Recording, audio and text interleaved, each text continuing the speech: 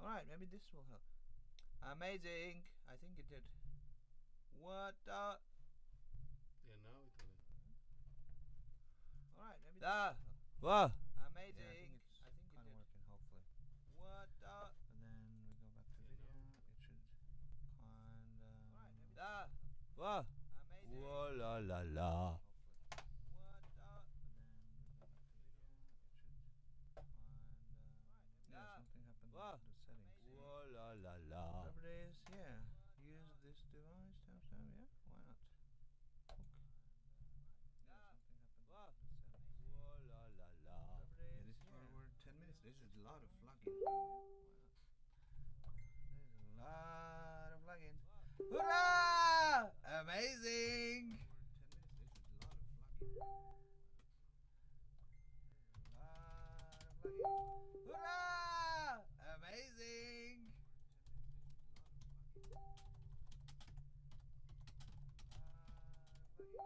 Hurrah! Amazing! La la la la. Alright. Yeah, there's an echo going on in the house. La la la la. So if we did this, la la la.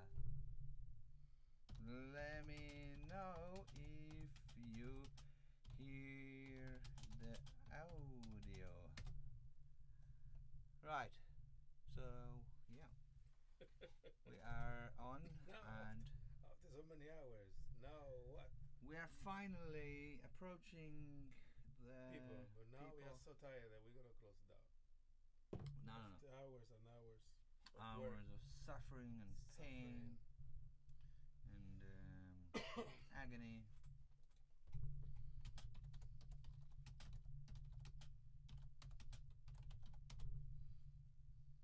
Oh yeah, we should see what the name of the video is actually. I think it should be this guy is on it. The Truth of a Drunken Man. Yeah! Oh yeah, we should incroyable! Video is actually. Why isn't there any audio? Okay, shit, Bitcoins high fault held. The Truth of a Drunken Man. Directly yeah! No audio. Bitcoins high fault drastiskt siden Kina som meg.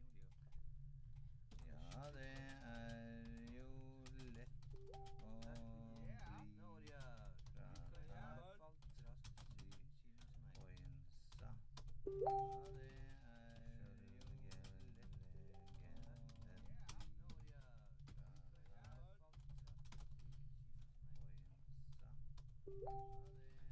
Incroyable. Bitcoin's dead. Oh my god! Ja, ikke sant?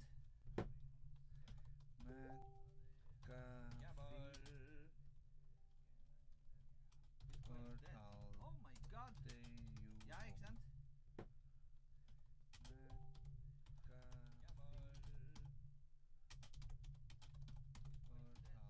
Alright, McAfee. Bitcoin. Well, that's one thing I want to sell. I get so many emails of people sending me Bitcoin. Yeah, me too. Do you know? Yeah, I've been getting fucking Bitcoin offers almost every day recently.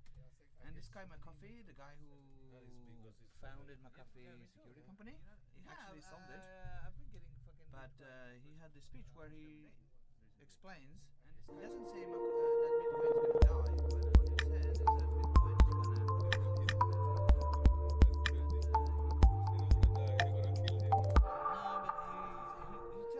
John McAfee, pioneer in the cybersecurity industry, the founder of the software company McAfee Associates, now CEO of MGT Capital Investment. John McAfee, pioneer in the cybersecurity industry, the founder. Just add this as a browser. There it is. Browser. That's fine. The people every day say you want to buy, I said no. Yeah, same I here. need cash. Yeah. Math. Where's the browser? Oh yeah, the browser. What happens to browser? There it is. Yeah. All right, let's go. Show me the McAfee. Desmond, good evening. Welcome to Romania. Well, thank you for inviting me. Mr. McAfee, there are all these debates and headlines in today's media about cybersecurity, hacks, information security, and so on. So, before diving into our discussions, how would you describe the sense of security in the digital world in 2017? How would I describe the sense of security? Well, we have none. There is no security whatsoever. I think this is the problem that cybersecurity professionals like myself face every day. I see people walking around, everyone has their phones out. While you are watching your phone is watching you.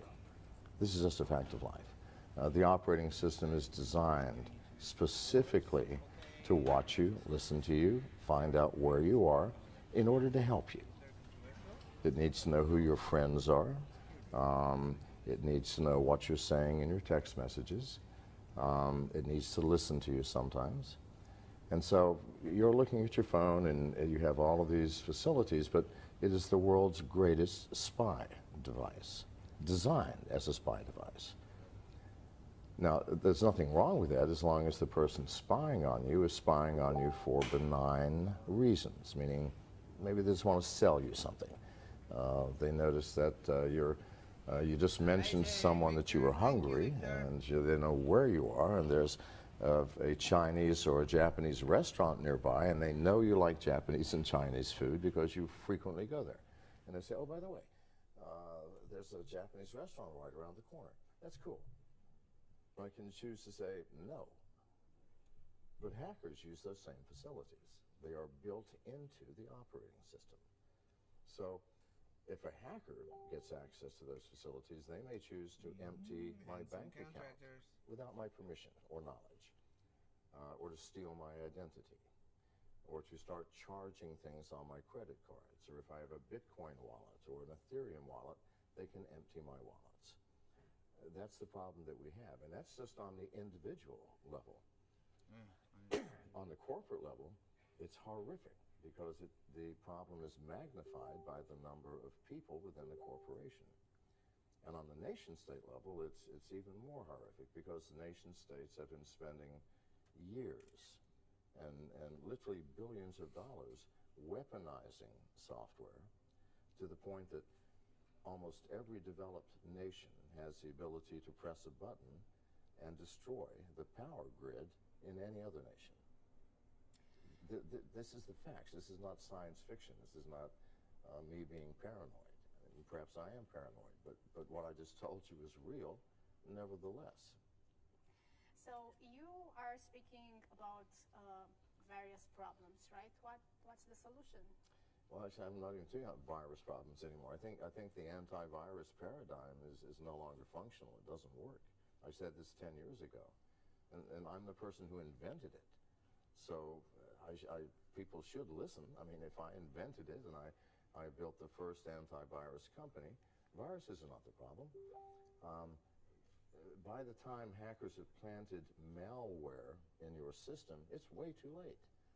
The hackers spend weeks, months, or sometimes years sniffing around in your system, taking what they want before they even plant malware. And sometimes they don't. I mean, unless you're trying to ransom something, like a hospital, take all their data and encrypt it, and say for $100,000 you can have it back. You'll need malware at that point, but by then it's too late. Because by the time you found the malware has already done the damage. See, this is the problem. It's a reactive paradigm, and we have to become proactive. How do we do this? Well, from a technological standpoint, I'm personally developing products that focus on identifying the hacker, not the malware. By the time the malware is there, as I said, it's too late. So, but you can find the presence of a hacker in your system so easily. And every hacker has to go through certain steps in order to break into any system and do damage. The first thing they have to do is get through the firewall. After they've gotten through, and all firewalls have holes. It's impossible to build a firewall that can keep out all hackers. It just can't be done. They have to get through the firewall, and then they have to find out where they are. And so what's on this net? So they sniff every device on the network.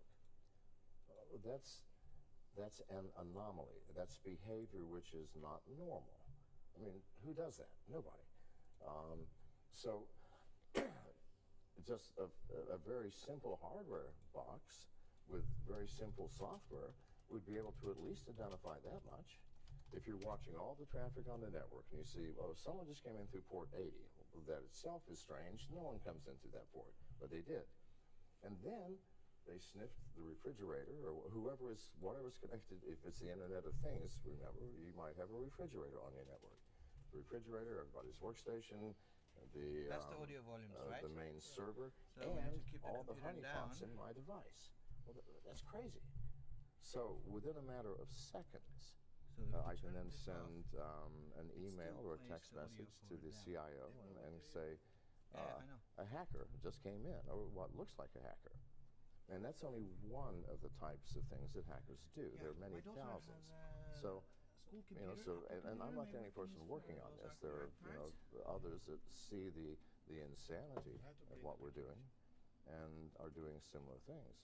So we have a device coming out in just a couple of months called Sentinel that will identify within a matter of seconds. Now, we're not going to do anything about it. That's your job as the CIO or as the network manager. We can say there's a hacker in the system, they came in through port 80, this is what they're doing. We will continue to monitor them. But you have to make some decisions as the human being. What do? You could call the authorities.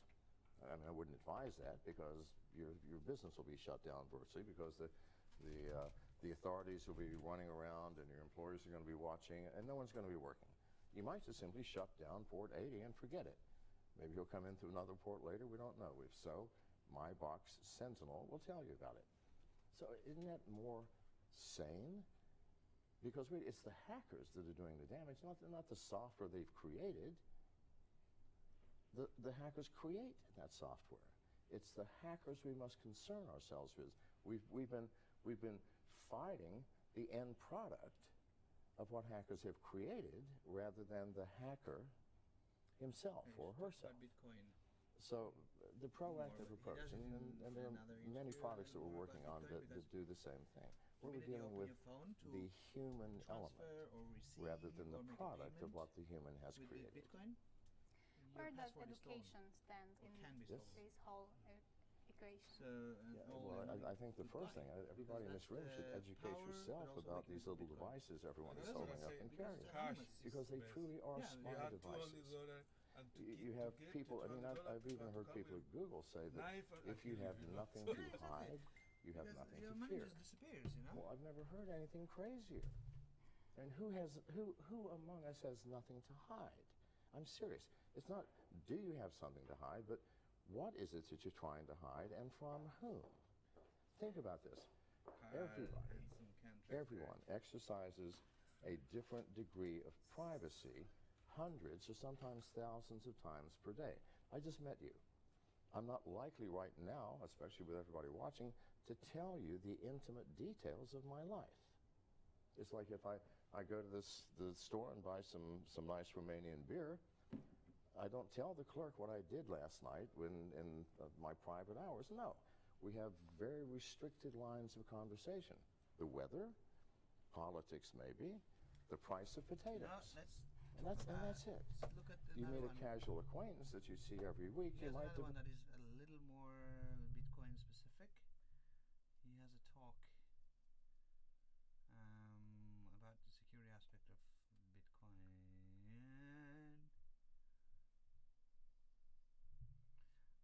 It's like he's a keynote speaker in this video, you know? Yeah, it's the last one, Bitcoin. Say, should you trust Bitcoin? Yeah. No, yeah. Or is it? And depending upon the type of information, the third party. Yeah, this is the one. All right, everybody.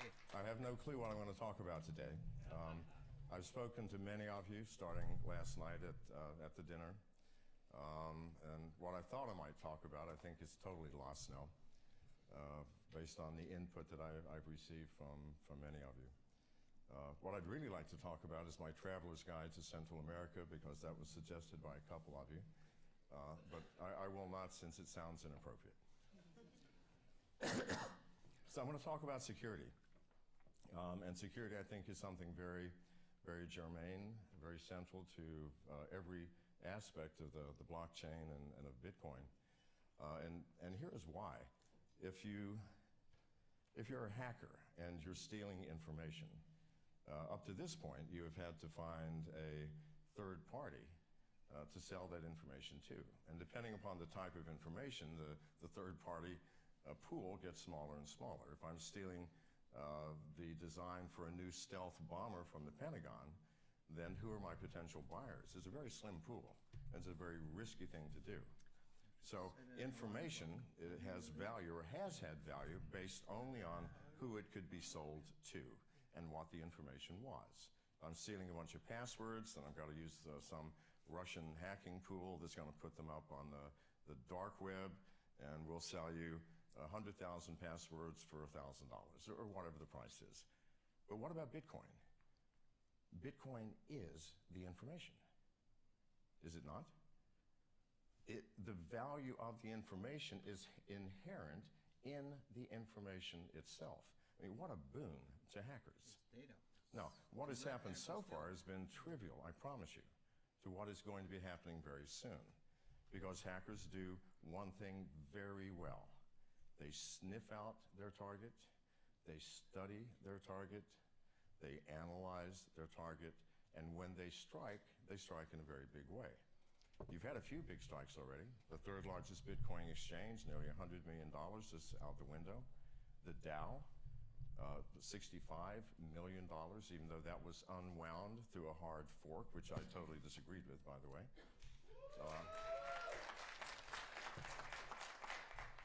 There's some thinkers in the room. I love that. Good.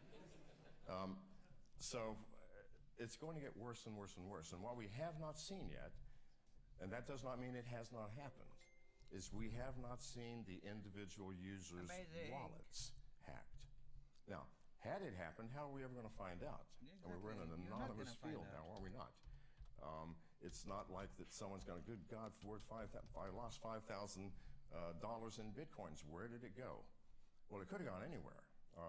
We're looking at a number of potential alt currency exchanges for possible acquisition, so I've been spending a lot of time converting Bitcoins to Ethereum and Ethereum to Dow and Steam and you name it. I frequently will lose $3,000 to $4,000 in one night simply because I'm tired. Think about that. No, really. So when you're doing a currency exchange, you've got your Bitcoin wallet, you've got your exchange wallet, and then you've got your receive wallet in whatever currency it's going to be. Let's say it's Ethereum's. So I've got three things I've got to juggle. And after I've done this 100 times, my brain gets juggled. And I get my wallets confused. And then what happens? That money disappears.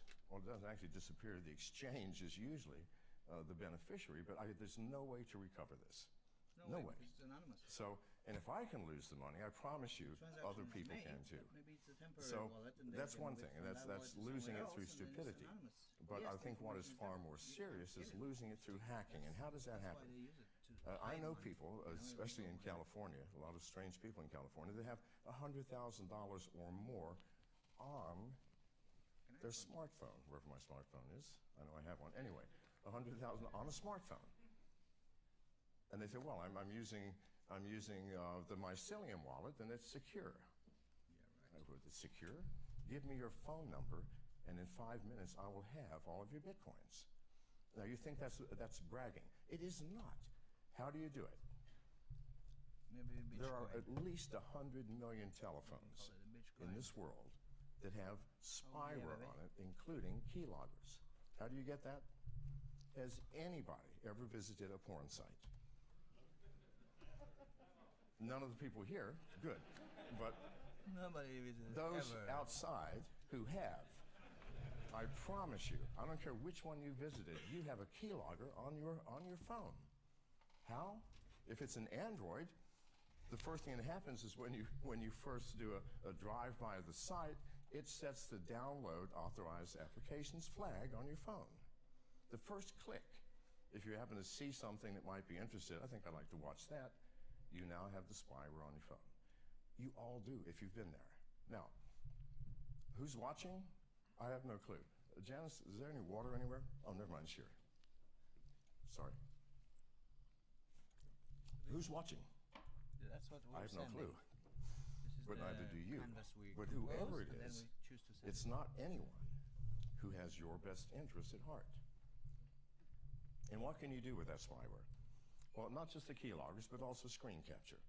So what can you do? Let's assume you've got the spyware, and you have a whole group of hackers somewhere. Russia, the Ukraine, China, Kansas City, I have no clue, but they're somewhere. And they're monitoring all of these tens of millions of phones. And suddenly, you're into Bitcoins, and you download the Mycelium wallet, or some other wallet. Well, what's the first thing that happens? What are your seed keys? Where is it displayed? Now, let's forget about encryption. Let's forget about how secure everybody says these wallets are. To get your seed keys, you have to read them from a screen, do you not? Where is that screen? It's on your phone. Where has that phone been? Maybe to a porn site. All right, so now, you have an infected device, and someone is watching, and they have a piece of software in their keylogger that says, wait for anybody downloading any one of these 25 wallets. As soon as that happens, get ready. As soon as you run it, it'll say, the first screen that comes up will say, do you want your seed keys? Yes, no, whatever.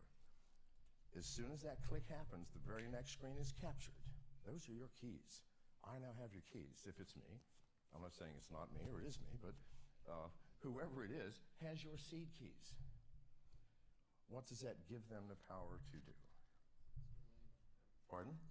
Take all of your money. All they have to do is go, yep, I lost my wallet. Here's my seed keys. Redo it. Oh, good Lord, I have 100 Bitcoins. I forgot that. I want them all now. In fact, convert them to my Ethereum account immediately. And I'm going to convert that to something else. And pretty soon, you can't trace it. You will never find it. And you will never recover it. Now, has that been happening? I don't know. If it hasn't, I would certainly be surprised. But I promise you this, just like a massive hack of an exchange or the Dow, there will come one day where simultaneously everybody's wallets is emptied. Now then that will make the news. But by then what? It's too late. Because it's always too late when we find out about a hack.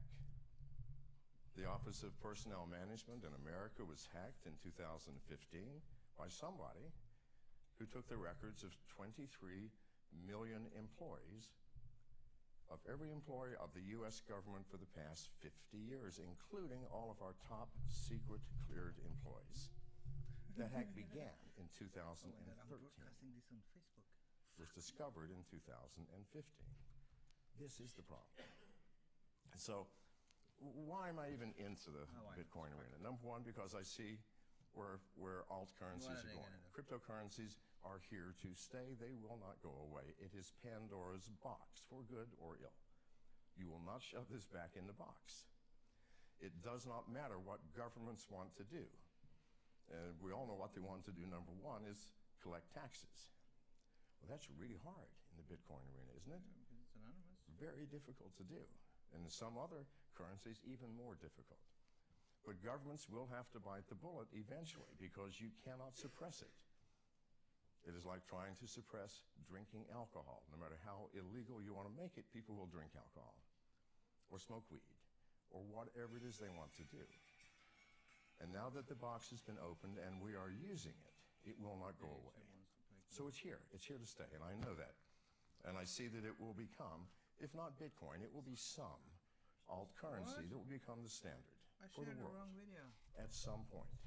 And I believe that will be at some point in the near future. I shared this video instead of In my its own current video. state, we will have chaos. Absolute chaos. Not because we don't understand it or we can't understand the math or it's not adopted properly, no. Because there is no security whatsoever. I started a very small mining pool in the state of Washington, right next to a hydroelectric dam. I meant to share my own video, but through my company, MGT. The video that we're watching, you know. It's a very state-of-the-art facility. It's very small. We have 400 S9s currently. We will be upping that many times. So currently we're at about 5 petahash. And why did I do that? Because mining is the record-keeping of Bitcoin. It is the backbone.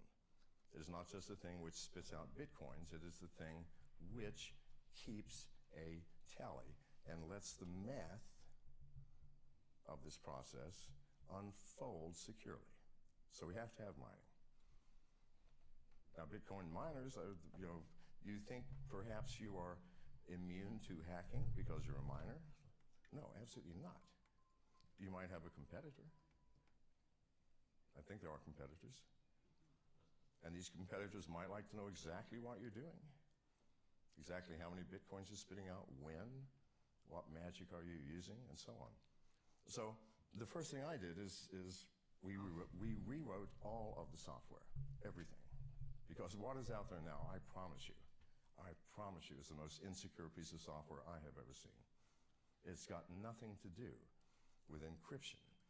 It's got nothing to do with anonymity. It has to do with a lack of knowledge as to how software interfaces with hardware. And what is hardware? Hardware is your internet connection. It's your printer. And in this day and age, it might even be your refrigerator. And don't laugh at this, because just last week or 2 weeks ago, the DYN was hacked and half of America's internet simply disappeared. Do you know who hacked it? A collection of printers, CCTV cameras, refrigerators, and routers. Why? Because they're now smart and they're connected to the internet. And there is no security for these things. My biggest fear right now is not that someone is going to hack into a mining company or an exchange or whatever and take a few $100 million. My biggest fear is that the people who created the software called Mirai, by the way, M-I-R-A-I, that goes out and finds these things, as soon as it gets in, it shuts down all of the communication, so you can't remove it. The only way to remove it is to reboot the system, and then within a few seconds, you're reinfected again. Why? Because every infected system has a log, an entry in a massive database that the hacker maintains. And says, what? For 3 seconds, I haven't heard from this refrigerator. Reinfect it. Now, Mirai was used specifically for one purpose, that is DDoS attacks, distributed denial of service.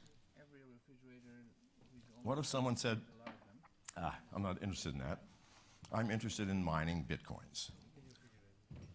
And it doesn't matter that this thing is low power. I have 4.9 billion devices to work with. That's how many were connected to the internet last year. I suspect that number has doubled. Next year it will certainly double. So maybe 10 billion devices. Billion devices. So I don't care about your ASIC processors. You can sit there and process all day long at, 5 petahash. I've got 300 billion petahash out there. Why? Because there's a lot of computers.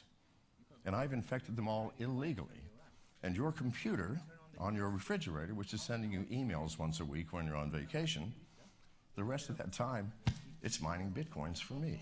Excuse me. No, you're laughing at this. But you see how trivial, because this Mirai bot infects at a rate of about 50,000 new devices per day. 50,000.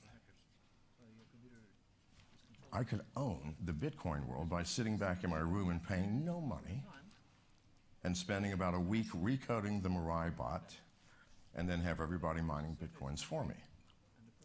Now, is that illegal? From a Bitcoin standpoint, it's not. Proof of work does not say you had to use a Bitmain machine in a fixed location, paying X cents per kilowatt hour of being cooled. No, it doesn't say anything like that.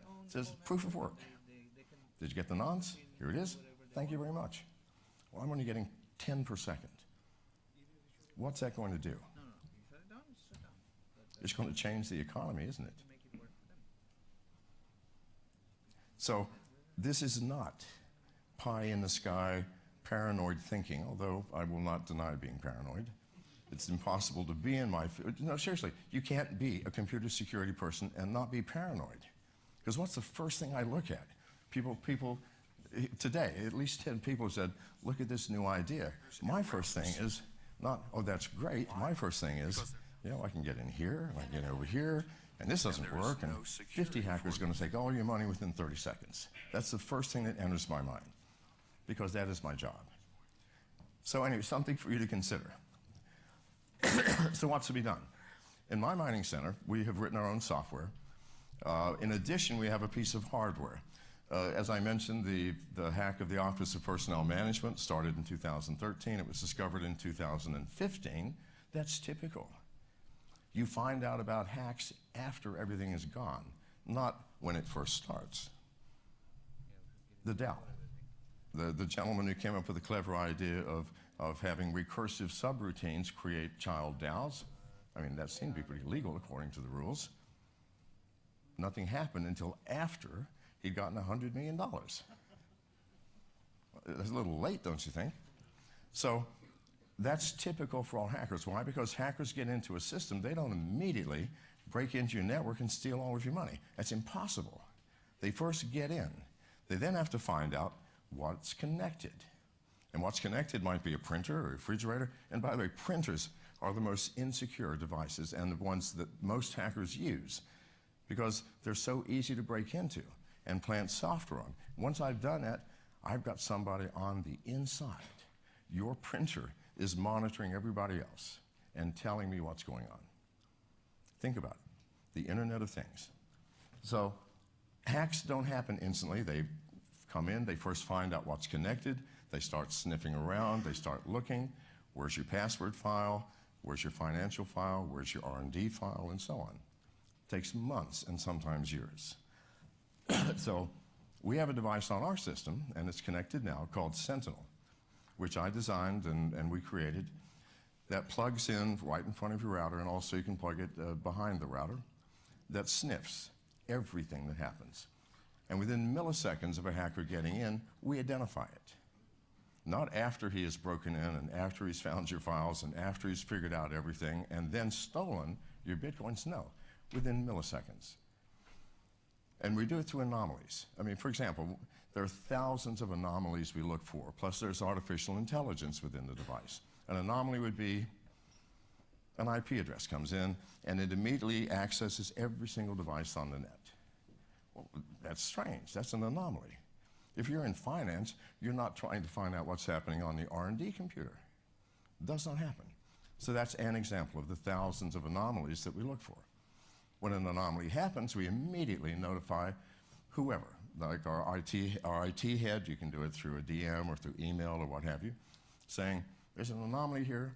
Based on our analysis, it looks like it might be Bureau 121 in Korea that's done this, okay, which is the Korean National Hacking Group. Or based on our analysis, we don't know, but we do know a hacker is in, within milliseconds. Then you can make a choice. You can shut down port 80 or 223 or whatever he came in on, or you can choose to do nothing but watch. Because I want to know, if it's one of my competitors, which one of you bastards is doing this? So I can then, but I have full control. I can at that point slap honeypots all over the place that will keep you engaged for weeks trying to figure out what's really there. I could call the FBI or the Interpol and say, look, this is happening. I could do any number of things. Or I could just get back to business, shut you down, shut down the port, get your IP address, and make sure that anything else that comes from that area, we're not going to let you in. So you now have control. So you've known about this before anything happens. So that's going to be on our mining pool. And by the way, as we announced last week, we're doing a joint venture with Bitmain, and they'll be using our facility in Washington with our security and our software as a joint venture pool. And in fact, I'm going tomorrow to meet with Jihan Wu and his full team in Miami We met a few months ago in China when I was speaking in Beijing. So this is what all of you are going to have to be doing. Otherwise, you are opening yourselves up to a nightmare. And people don't realize what a nightmare is. Even the things that you would think have no value. Ashley Madison, a Canadian company, was hacked last year, and 23 or 4 million records of members. And Ashley Madison was a dating site for married people looking to have affairs. Of interest is there's 27 million men and 12,000 women on that site. And thousands of bots that were talking through email and DM with male users thinking they were talking to women. It's a tragic affair. And of those 12,000 women, 9,000 work for Ashley Madison. So, you know, if you're a guy, learn something from that. Anyway, a hacker who happened to be a woman working for Ashley Madison posted all of those records on the internet. There were at least 10 recorded suicides. Why? Because people took that information to make money, said, for $25, we will allow you to search the database to see if your husband or your wife is looking to have an affair. They made a lot of money too.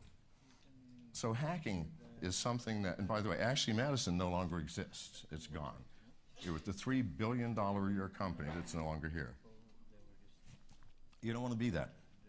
You don't want to be Ashley Madison. You don't want to wake up some morning where the world is fine and our margins are high and everybody's rolling in dough, and suddenly your company is gone, and so is your reputation. And you have shaken not just your company and reputation, but the entire Bitcoin community, and the price drops. Because really, that's what will happen. You have to take security seriously. You have to. It has to be, in my experience, it has to be the very first thing you think about. Because we're living in a dangerous world. I mean, it's always been a dangerous world, but it's more dangerous now. Because your enemies and the threats to your system are invisible and unknown. Enemies of your state, if you have some enemies in the world and they have names, that's pretty good. You can watch them. If you see them, you can shut your door, or pull out your gun, or run, or try to make friends with them again. But what you do in the hacking world, an invisible ghost trying to steal everything that you have, and you have no way of even knowing that they are there. That has to change. You have to know that they're there the instant they arrive. And you have to take precautions. And I'm done. Let me take questions. There's got to be questions out there. Yes, sir. Okay, so I always do that. I look for the root cause of the problem and prevention. So obviously it would be ridiculous to say let's just stop visiting porn sites. Well, more fundamentally than that, my solution would be education. Well, yeah, education is one thing. The question is, what are the solutions? And the gentleman said that certainly number one is education, and that's correct. But that's what's been happening up here in the past 25 minutes, as I've been trying to educate. But beyond that, you must take steps. Once you're educated to the fact that you're living in an insecure world and who your enemies may or may not be, you then have to do something. Now, I will make a statement that will be unpleasant and unacceptable to many of you. There will never be a software wallet that is secure. It cannot happen. Never. Not as long as you're using mobile devices. And why is that? Because mobile devices were not designed to secure you. They were not designed to hide your location, your friends, your voice, your image. Were they designed for that? Oh no. They were designed for the opposite. They were designed to spy on you, but not for bad purposes. To know where you are, who your friends are, your contacts, what color shoes you just purchased or sweater. They're designed to turn on the microphone to listen to you so that they can make your life easier, and instead of having to type, you can dictate. They were designed to turn on the camera and the video. I'm sorry, I'm running out of time. Okay, here we go. So no, they are insecure devices designed to spy on you so that people can sell you shit. As long as other people can sell you things through it, they can hack you through those same facilities. So there won't be one. Hardware wallets, that is the only way. I'm not touting anyone, but Trezor has one with its own screen. You have to have a separate screen on the hardware device. Otherwise, why bother keeping your coins in a hardware wallet when they have your seed keys through software? Anyway, my apologies, I ran over time. Sorry.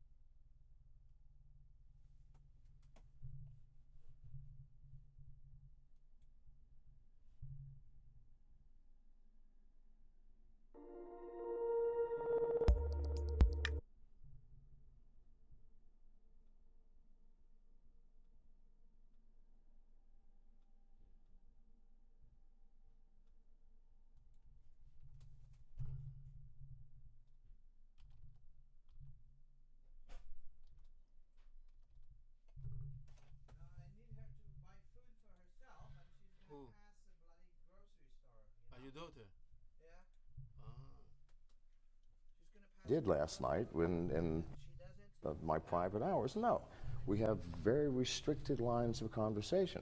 The weather, politics maybe, the price of potatoes, and that's it.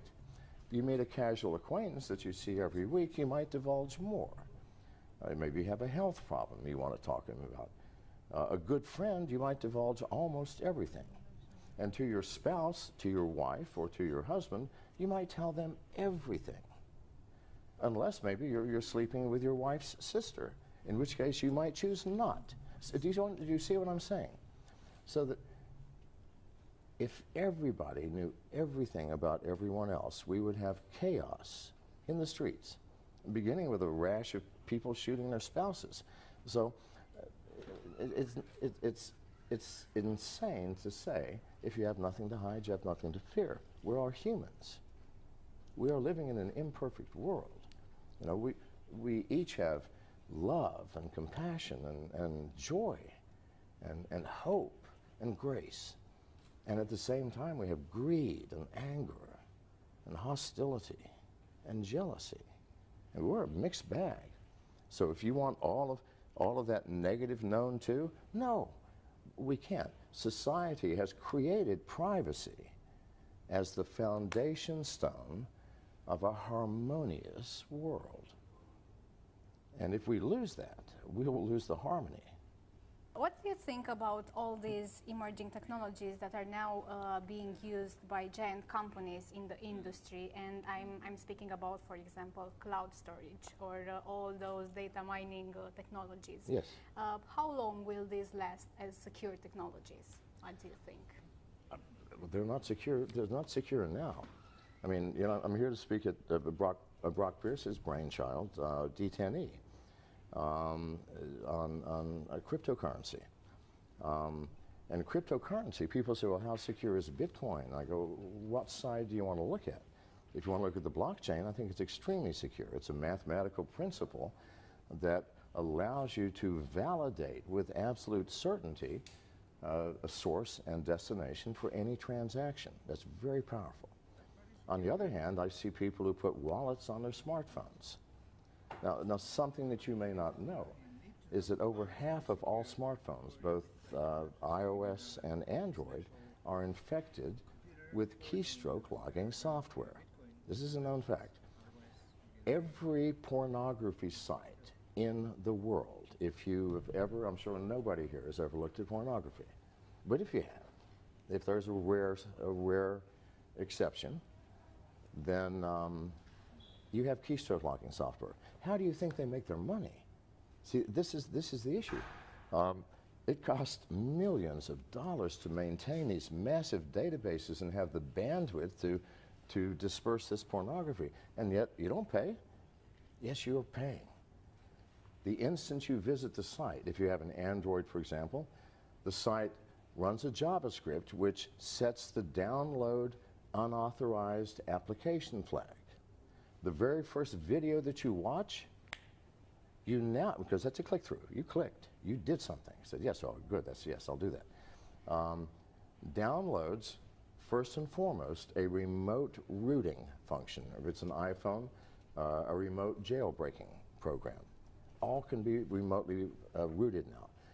After it's rooted, they download a keylogger, and all this takes just a matter of seconds.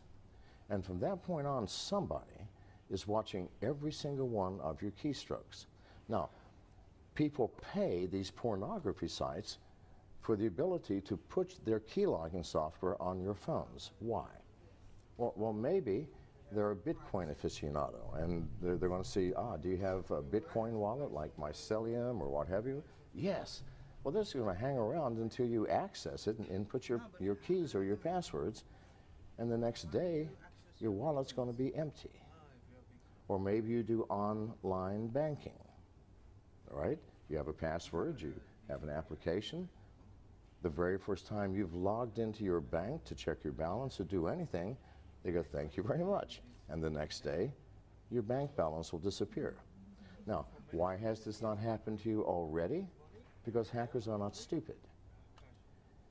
In order to take something, they have to download additional software. If they only take 400 or 500 people's bank accounts in one day, then the next day, the white hat hackers are going to say, this is how they did it. Everybody, you can protect yourself. No. They're going to wait until one day this year or next year, and 100 million people in one day are going to have your bank accounts eradicated. Zero balance. Or your identity will be stolen. Or your Bitcoin wallet will be emptied. Or maybe they've been watching your keystrokes to see if, maybe you're saying something to a friend or a lover that maybe could compromise you. Maybe they can blackmail you. If they get lucky, you might be a United States congressman or a senator, in which case, now not only do they have money, they have power. So this is why this is being done. And the Russian cyber mafia and the Chinese cyber mafia are so powerful. They pay literally hundreds of millions of dollars to these pornography sites to allow them to access your smartphone so that at some point they can utilize that. So something to think about. Now, you said how secure are they? Well, they're not. They're not. Neither the alt currency wallets nor anything else in the cloud. Because what is the cloud? We haven't thought this through, people. The cloud is a place where I'm going to store data. I don't know what computer it's on or even what country it's in. I don't know who is managing it and monitoring it and controlling it. I don't know what type of security facilities you have. I know nothing. And I'm willing to put my valuable data there? No. Why would we do that? Now, if it's something I don't care about, that if you steal it, I don't care. It's a list of books I read. I'll just recreate it from the web. But if it's something that matters, it's like saying, we've all agreed now we have secrets, yes? Well, why don't you let me keep your secrets? Why should you be burdened with having to keep your secrets? I mean, you've got too many stories to tell. Why don't you give it to me and let me manage it for you? Isn't that crazy? And yet that's what we're doing with our, quote, secret data. That is data we don't want to have stolen from us or taken or accessed. All you need is the face. Did I answer your question? Yes, it did. So as an investor, you wouldn't invest in a company that it's using cloud technologies? Well, I wouldn't say that. Because there are many ways of looking at the cloud, aren't there? I mean, as it exists now, with where we store our data is unknown. And why do we use the cloud? We use it because it makes life easy. I can access my data from anywhere and from any device, on an airplane, my smartphone, my laptop, who cares? Well, you can do the same thing by choosing where you store your data. And there are companies that are offering decentralized cloud services where you create this, they give the software, you say, well, I want my main server in the company to be where I keep all my sensitive things. You might even have your smartphone as a server if it's always turned on. So you get to pick and choose. And you might still use the cloud for some things because not important. It doesn't matter if people steal it or know what's in there. So I'm not saying I wouldn't invest in it. I'm saying that it would have to be a new type of cloud, a cloud that you, as the user, have control over to the extent that you get to choose the location of your data. Speaking about Bitcoin, what is the most significant value of Bitcoins? What would you say? Right. I think the most significant value is that it is a new paradigm of money. And it's not going to go away. It's like Pandora's box. We've opened the box. It came out. It's not going away. No matter how much governments would like it to, no matter how problematic it is for banks, it's here to stay and it's growing. And the world will have to learn to adapt to it. If not Bitcoin, then one of the some other cryptocurrency, because there's hundreds of them. And I would caution people because many of these new cryptocurrencies are scams. People who say, oh God, there's a lot of money to be made, let's create our own currency and name it whatever, the McAfee coin. And let's pre-mine 1 million of them and sell them. But please, it's a license to steal. And they do it because people do not understand the technology behind it. And here's some other advice. If you are going to become involved in any kind of cryptocurrency, Bitcoin or Ethereum or Monero or whatever, you need to educate yourself. It is easy to lose your money and to become confused. And these are problems that will fix themselves. The simplicity, it's difficult now because it's a new technology and we don't have the facilities to keep you as the owner of the money from hurting yourself through lack of education. We can build software to take that away. It'll just take time, a year, 2 years, 3 years, that problem will go away. But banks, governments, people who collect taxes from income, it's a problem they're going to have to deal with. In one of your previous talks, you said that there are 2 ways of losing Bitcoin, through stupidity and hacking. Could you please elaborate on these 2 aspects? Through Stupidity and hacking. I don't use that word stupidity very much. I can't Well, believe I you said did. that, but I did. Fair enough. Okay. But then I must have been talking about myself because I've lost lots playing around with cryptocurrencies because I'm trying to find what the problems are. I let people hack me. I published my personal phone number in Business Insider magazine last year. And my wife is here. She can tell you that for weeks the phone rang nonstop 24 hours a day. However, every hacker in the world has my number now. They also have my email address. Please, try and hack me. It's not a challenge. I want to see what you're doing. I want to see the newest tech. I want to see the newest technology in data theft. And for a hacker, it's a badge of honor to be able to hack a leading cybersecurity figure, or like myself, for example. So that's what happens. People get into my phone. My phone has more malware on it than the entire library of Kaspersky Laboratories because I invite everybody in. And now I've lost your original question. It had to do with stupidity and hacking. And hacking, yes. So it is. Stupidity meaning we blindly walk into things without thinking, like Bitcoin. You should always, at least for the next year or so, find someone who's already doing it that can advise you, who already has a wallet and can tell you what's the best wallet, who can tell you how to store your money offline. It takes education and it takes a little time. And again, the stupidity part, mostly me. I get tired. I also do exchanges between Bitcoin and Ethereum and Monero, all of the alt currencies. Why? Because I'm looking to buy a company that's already doing that, and I need to understand that technology. Well, I've lost thousands of dollars mostly through my own stupidity. You know, I get tired, and when you transfer one alt currency into another, you have to have an intermediary wallet. So you have the source wallet, the intermediary wallet, and the end wallet. It's easy to get those things confused if you're doing it a lot. So that is stupidity again. Is there any way to secure your bitcoins once you've earned them? Yeah, absolutely. I think mine are secure. But the only way to do it is offline. I mean, you can buy devices. My favorite one is Trezor, Trezor, and the reason is because your seed keys. When you first create a wallet, it gives you a thing called seed keys. It's a list of words, random words: car, shoelace, dog, cow, whatever.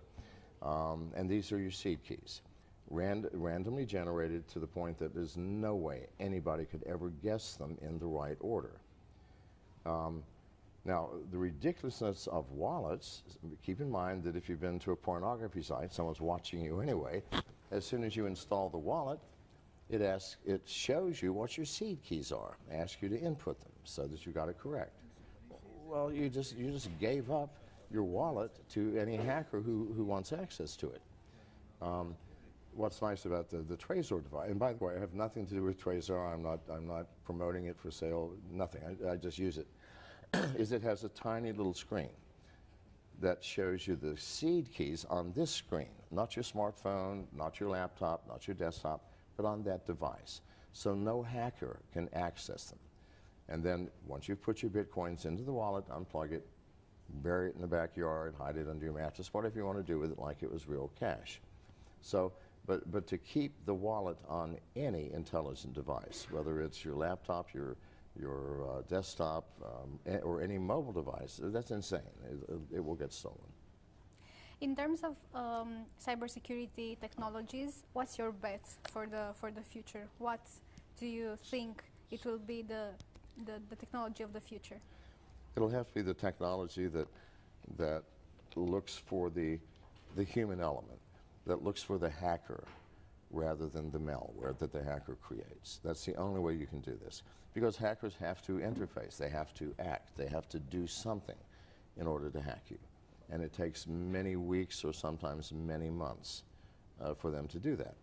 And if you can identify the hacker right up front and shut the hacker down, then they're going to go look for easier prey. All of our security in the future will have to include that aspect of security, the hacker mindset and the hacker methodology. You speak a lot about hackers. Let's suppose that I am a tech company. How do I deal with them? How should I approach this relationship with hackers in general? Should I work with them? Should I? Yes, hire them. I keep saying it to everybody. If you don't have hackers on your team, then you're lost. If I'm designing a bank vault, wouldn't I want to hire the greatest safe cracker in the world? Someone who can break into bank vaults? I want to hire that man, because if I don't, then he's going to break into my safe. This is just a fact of life.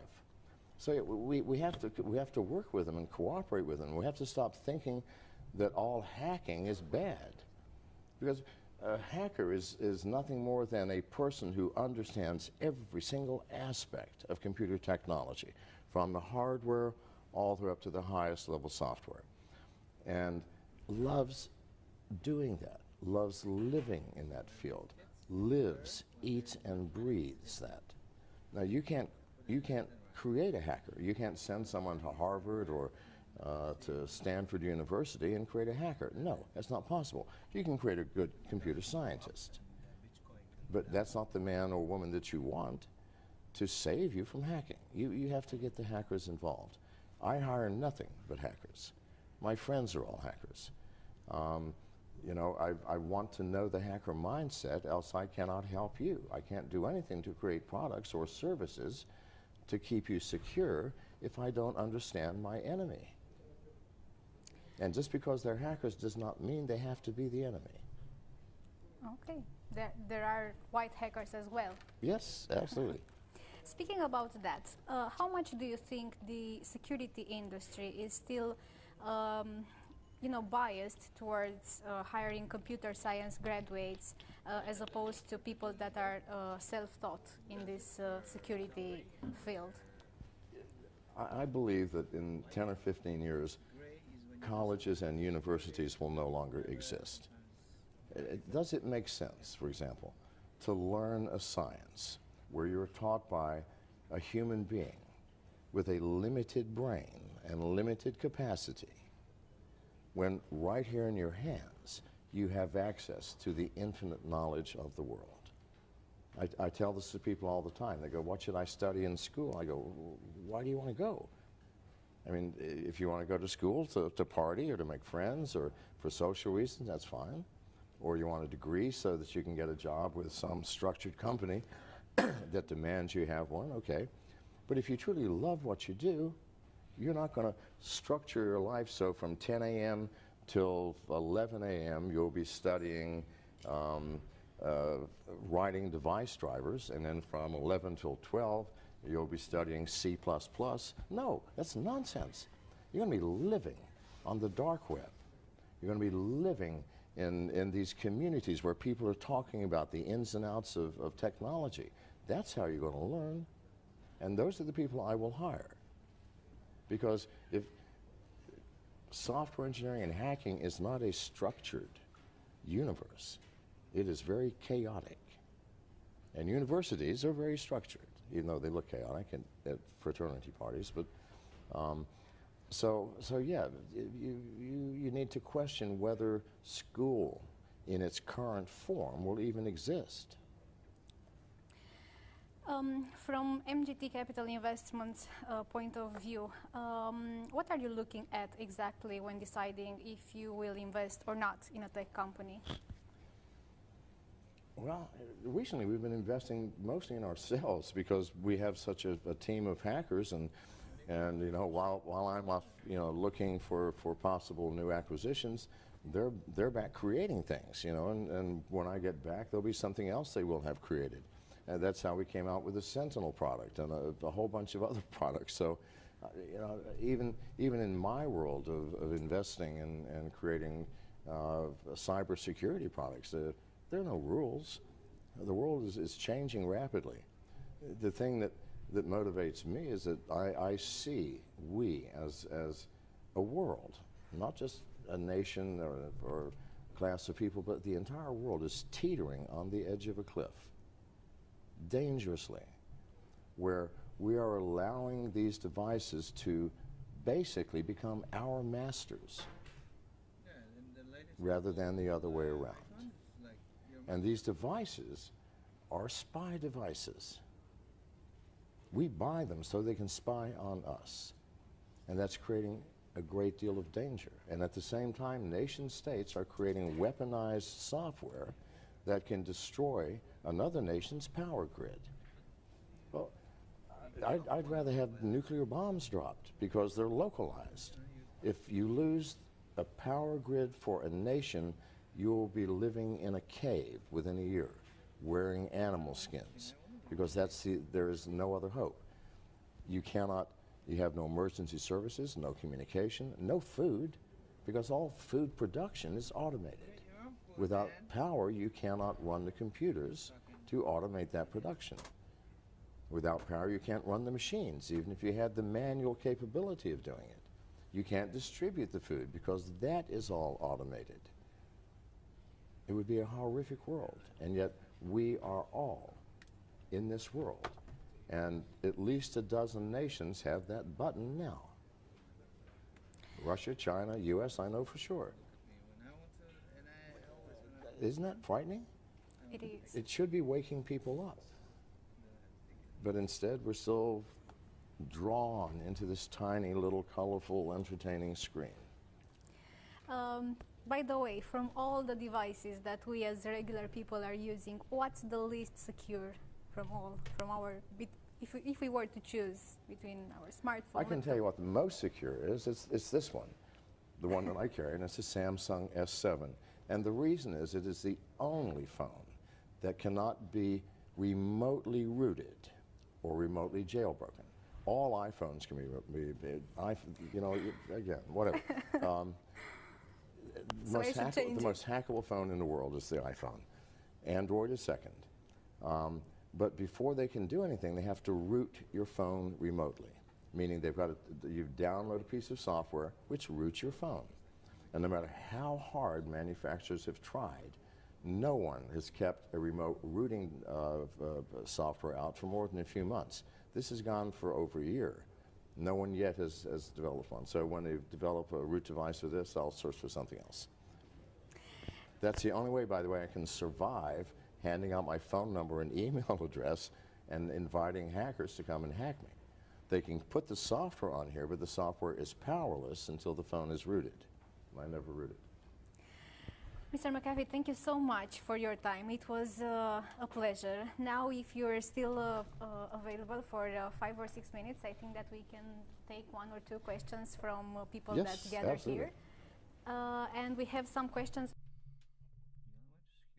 On today's episode of the Cryptoverse, John McAfee on why Bitcoin will become the standard for the world.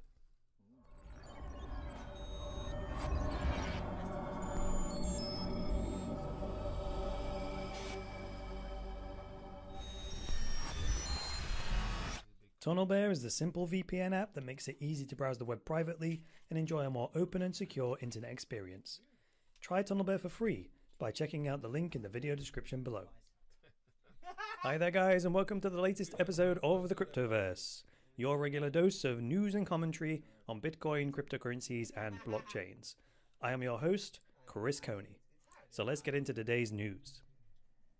So just before we get into today's news, let's just deal with this. It says here, Trump pump, Bitcoin price surges following election upset.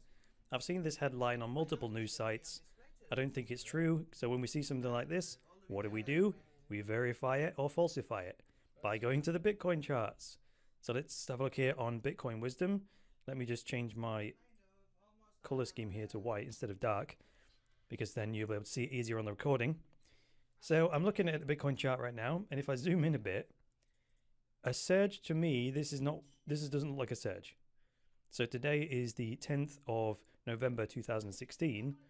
The election results in the UK were announced yesterday, which would be the 9th of November, and neither today's or yesterday's candles show anything significant.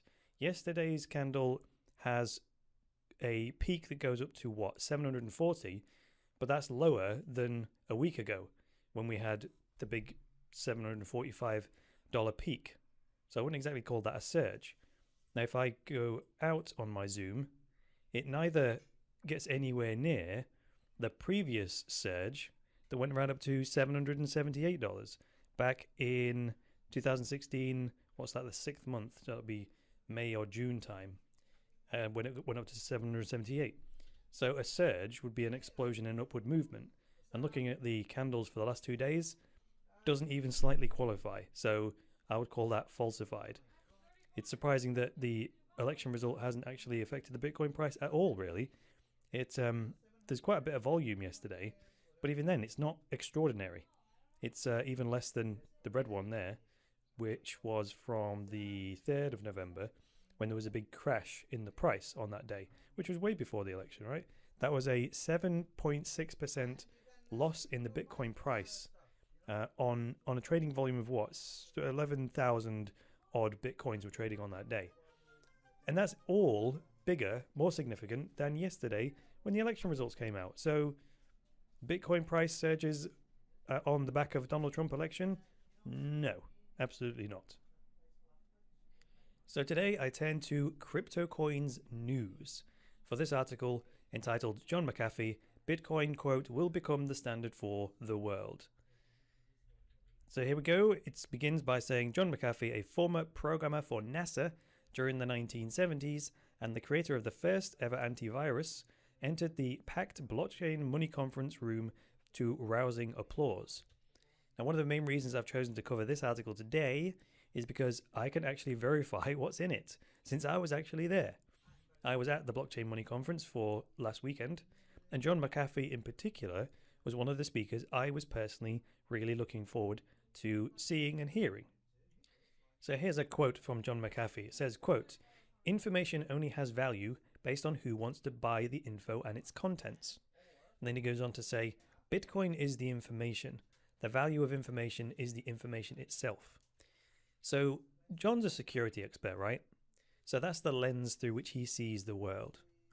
And the point he began with in his speech was that before Bitcoin, you might, as a hacker, you might steal a bunch of information, but you'd have to find a buyer for that information in order to make some money. And the example he gave was to say you stole the blueprints for a new stealth fighter from the United States government.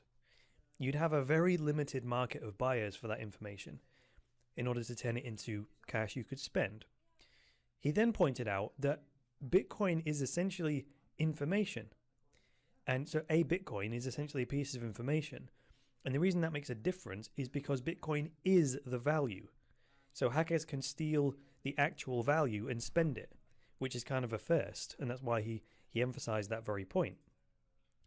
Now, moving on to this yellow bit here, it says, this is not a quote now, this is just the article. It's something that he said in the speech, but it's not quoted. It says, "There are 100 million phones that have spyware or a keylogger on them," he continued. "And hackers are monitoring these phones. On their systems, they have criteria laid down that says, notify me if someone downloads one of these 20 wallets." And now you can go and download the Mycelium wallet. I'm not sure why that's in the article, because that would be one of the ones that the spyware would be looking for. So specifically how he described this working was that first the hacker has to get the spyware on the phone, which is, he said, simply a case of running a script in the background when a page loads on a porn site. So then the spyware, once it's in there, it will just wait for you to open or download any one of the crypto wallets that it knows about, right, which the hacker has listed. And once it's done that, it goes about taking screenshots. So if it detects you've opened the Mycelium wallet or the Jax wallet or whatever on your phone, it then goes about taking screenshots of what's on your phone's screen in an attempt to get a picture of your private key and then send it back to the attacker. Now, it doesn't have to do this randomly either. If the hacker has studied the way that the app works, typically there's a fairly standardized process that happens when you first install a new mobile wallet. It first asks you to set a password or to write down your private key